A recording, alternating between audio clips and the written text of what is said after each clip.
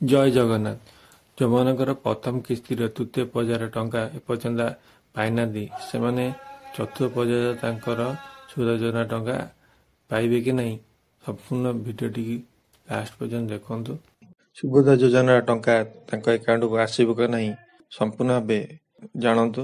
ଉପମୁଖ୍ୟମନ୍ତ୍ରୀ ପ୍ରଭାତୀ ପରିଡ଼ା ସିଧା କହିଦେଲେ ଯେ ଏହି ମହିଳାଙ୍କୁ ଏମାନଙ୍କ ଆକାଉଣ୍ଟକୁ ଆସିବନି ଜମା ଟଙ୍କା। ଗଣମାଧ୍ୟମକୁ ସୂଚନା ଦେଇ ଶ୍ରୀମତୀ ପରିଡ଼ା କହିଛନ୍ତି ଆସନ୍ତା ରବିବାର ସୁଦ୍ଧା ଆଉ 20 ଲକ୍ଷ ମହିଳା ହିତକାରୀଙ୍କୁ ସୁଭଦ୍ରା ଯୋଜନାର ଅର୍ଥରାଶି ପ୍ରଦାନ କରାଯିବ। ତେବେ ସବୁଠୁ ବଡ଼ କଥା ହେଉଛି ଏଭଳି ଆକାଉଣ୍ଟକୁ ଆଦୌ ଆସିବନି ସୁଭଦ୍ରା ଟଙ୍କା। ତାହା ହେଉଛି ଗୋଟିଏ ମୋବାଇଲ ନମ୍ବରରୁ ଅଧିକା ବ୍ୟାଙ୍କ ଆକାଉଣ୍ଟ ଲିଙ୍କ ଥିବାରୁ ସମସ୍ୟା ଦେଖିବାକୁ ମିଳୁଛି।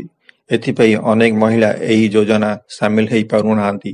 ଯଦି ଏହି ସମସ୍ୟା ଆପଣଙ୍କର ବି ଥାଏ ତେବେ ଆପଣ ବି ଆଦୌ ଟଙ୍କା ପାଇପାରିବେ ନାହିଁ।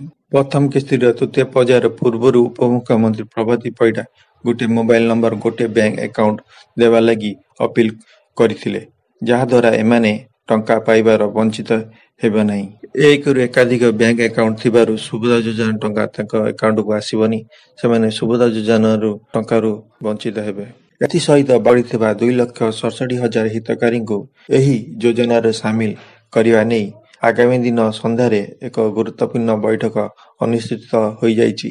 ଏହାପରେ ପରିଡ଼ା କହିଛନ୍ତି ବର୍ତ୍ତମାନ ସୁଦ୍ଧା 1,16,00,000 ଲକ୍ଷ ମହିଳା ସୁଭଦ୍ରା ଯୋଜନା ପାଇଁ ଆବେଦନ କରିଛନ୍ତି। ତେବେ ଏହି ମହିଳାମାନେ ଯଦି ସୁଭଦ୍ରା ଯୋଜନା ଆପ୍ଲାଏ କରିଲା ଟାଇମରେ କୌଣସି ତାଙ୍କର ଫର୍ମ ଭୁଲ କରିଛନ୍ତି ତାଙ୍କୁ ସୁଭଦ୍ରା ଯୋଜନାରୁ ଟଙ୍କାରୁ ବଞ୍ଚିତ ହେବେ ଏବଂ ସୁଭଦ୍ରା ଯୋଜନା ଟଙ୍କା ତାଙ୍କୁ ମିଳିବ ନାହିଁ।